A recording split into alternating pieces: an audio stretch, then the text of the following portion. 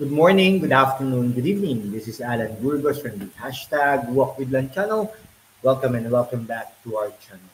Guys, if you are not yet subscribed to our channel, please do it so now so that you can be a part of this growing family. We are now officially 8,988 subscribers. Maraming salamat po sa inyong lahat.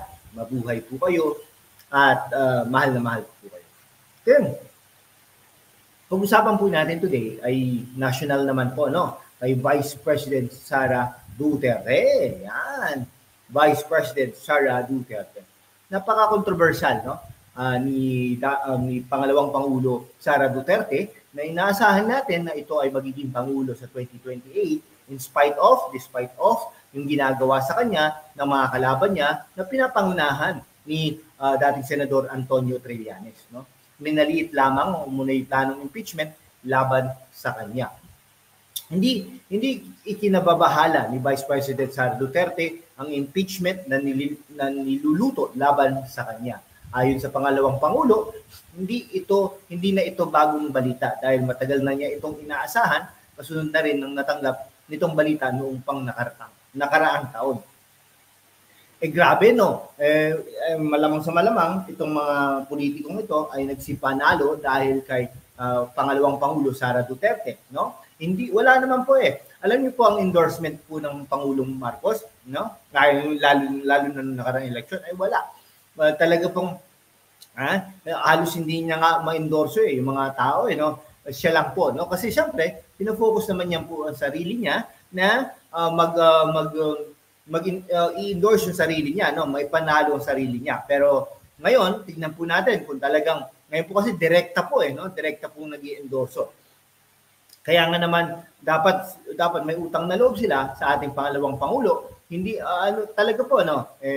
Maalala lang kinumpirma ni dating Senador Antonio Trillanes, may nakausap na itong kongresista upang mag-endorso sa impeachment complaint laban kay Duterte. Para bang tilabagang tuloy-tuloy na, no, ang talagang pagkaso ni dating Senador Antonio Trillanes, ngunit inaasahan din natin na matatalo ito sa Caloocan City. Alam niyo po bakit? Dahil kung hindi ito seryoso sa Caloocan City. Kasi kung seryoso ito, hindi na po nakikialam to sa national politics. Diyan na lang po sa local politics siya nag-concentrate or nagfo-focus. Pero parang wala po no. Tapos tinitira niya pa yung mga national leaders. Yung mga national leaders, may mga ano din po diyan, mga political base din po diyan sa Caloocan City. Ang dating Pangulo Rodrigo Roa Duterte, di ba? Meron din po yan. Malapitan, meron din po yan. Tinitira rin niya yan no? Sino pa ba? Si Sara Duterte, syempre meron yan. Leni Robredo, no? Bongbong Marcos, no? Enrile. Sino pa ba mga tinira niya in the past? Okay? Marami pa. Subiri, no? Cayetano. Yung mga ganyan, no? Marami po yan. Sana po, huwag makalimutan ng tao dyan sa Caloocan City na hindi po talaga ito seryoso, no? Sa pagpasok dyan sa Caloocan City bilang tatakbo bilang mayor, no?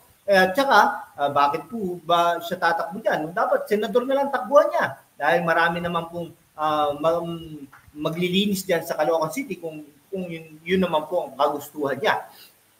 Okay, pero ayon kay Sara, isa lamang ang handler ni Senator Trillanes, Senator Risa Ontiveros at Franz Castro na pawang mga pumupuna sa kanyang trabaho. Ay, nako, ito si Risa Ontiveros ay talagang plano nito na tumakbo bilang Pangulo ng Pilipinas sa 2028. Kalaban niya si Romualdez, no? Kalaban niya si Sara Duterte, kalaban niya si Tulfo, May mga ganyan. At ito, si Senador Antonio Trillanes ay inaasahan na magiging pangalawang Pangulo ni Risa Ontiveros. No? Okay? Pinili naman ng Vice President na hindi muna tukuyin ang sinasabi niyang handler ng mga ito at ilalabas na lamang umano sa tamang panahon. Yan. Sa panig naman ni Trillanes, nakahanda na ang 22 articles of impeachment laban kay Duterte na inihanda mismo ng kanyang kapo. Nako po, kampante rin ang dating senador na susuportahan ng mga mambabatas ang isusulong na impeachment. Wala to. At talagang wala sa husay, no? Bakit ka nagano? Bakit ikaw, di ba? Di hayaan mo na yung iba kasi tatakbo ka bilang mayor ng Caloocan City, no? Magiging out of focus ka kung ganon. Bakit mo naman gagawin yon? At saka, in the first place, ginagawa niya ito dahil may inaasahan siyang posisyon sa 2028. Okay? Pwedeng maging pangalawang pangulo, pwedeng i-appoint siya bilang secretary ng Department of National Defense. 125 million na confidential fund na gasto sa ilang araw, 650 million confidential fund noong 2023 sa ilalim ng DepEd, sa OPP, pinamumunan sa ilang bank accounts. Nako po. Kung may katotohanan ito, may impeach. Na pwede rin naman impeach kasi ano naman yan, diba? Pero later on, kasuhan mo na. Pero ang mga ito ay gagamitin pundasyon bilang paglabag sa betrayal of public trust, graft and corruption, bribery, at culpable violation of Constitution na ilan sa mga pasok sa impeachment. Ayon kay Trillanes, panahon na upang himayin ng mabuti ang ginawang paggastos ni VP Sara sa bilyong-bilyong pondo nang hindi naman ipapaliwanag kung saan ginamit. Naku po, ito ang problema, no? Para sinisingle out nila si Vice President Sara Duterte. At sinisingle out nila at parang bakit sige, punahin niyo din ang Office of the President. Yan. Bakit ang Office of the President 10 minutes approve na yung budget, no? Ito mga to, no 2023 na-approve naman yung budget. Bakit ganoon? Hindi niyo nahimay, no? Dumaan ito sa proseso. Tapos allegedly nung 2022 wala pa silang budget noon no? Ang budget magkaibigan pa sila ni Bongbong Marcos noon. Ang budget na yon ay galing sa Office of the President, no? Pero parang parang naloko din naman si Vice President Sara Duterte doon dahil nga naman ay yung budget na yon ay hindi sa kanya, obligado siyang gastusin yon, no? Nung ginastos niya ay talagang yari naman siya, di ba?